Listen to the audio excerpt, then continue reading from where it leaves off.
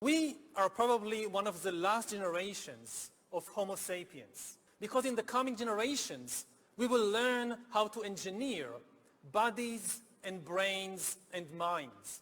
Now, how exactly will the future masters of the planet look like?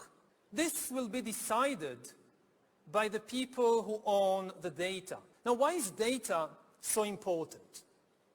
It's important because we've reached the point when we can hack not just computers, we can hack human beings and other organisms. Now, what do you need in order to hack a human being? You need two things. You need a lot of computing power, and you need a lot of data, especially biometric data.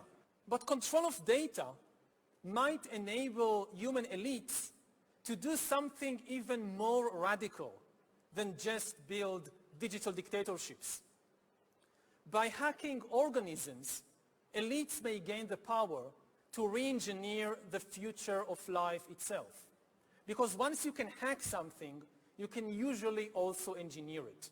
All of life, for 4 billion years, dinosaurs, amoebas, tomatoes, humans, all of life was subject to the laws of natural selection and to the laws of organic biochemistry. But this is now about to change.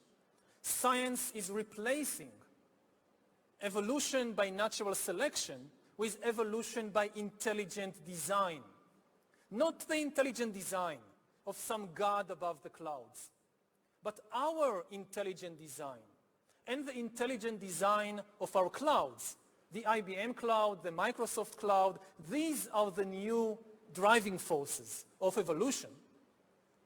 And at the same time, science may enable life, after being confined for 4 billion years to the limited realm of organic compounds, science may enable life to break out into the inorganic realm.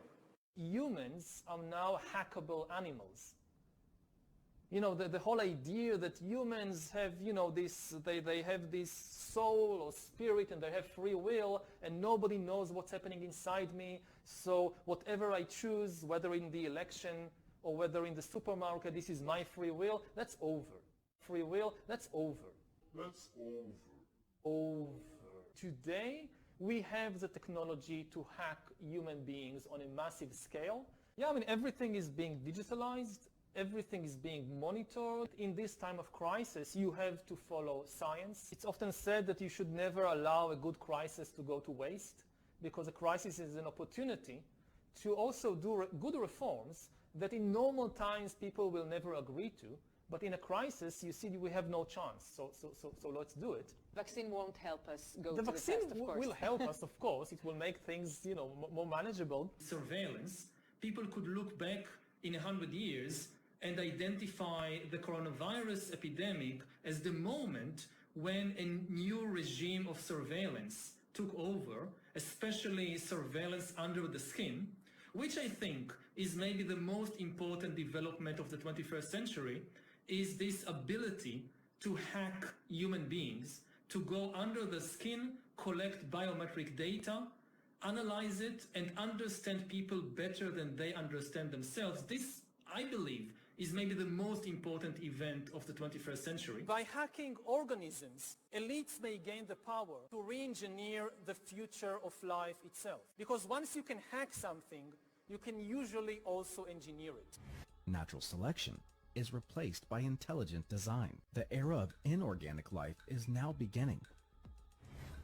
In the coming decades, AI and biotechnology will give us godlike abilities to re-engineer life and even to create completely new life forms. We are about to enter a new era of inorganic life shaped by intelligent design. Our intelligent design